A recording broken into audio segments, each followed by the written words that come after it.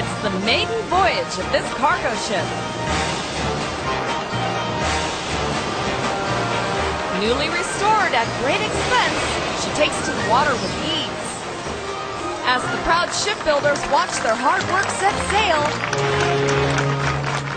they give a cheer, and the vessel takes a bow.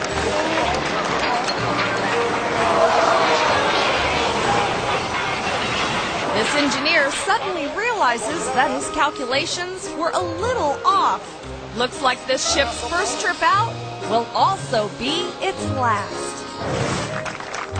And as for the designers of this vessel, let's just say they're in deep water.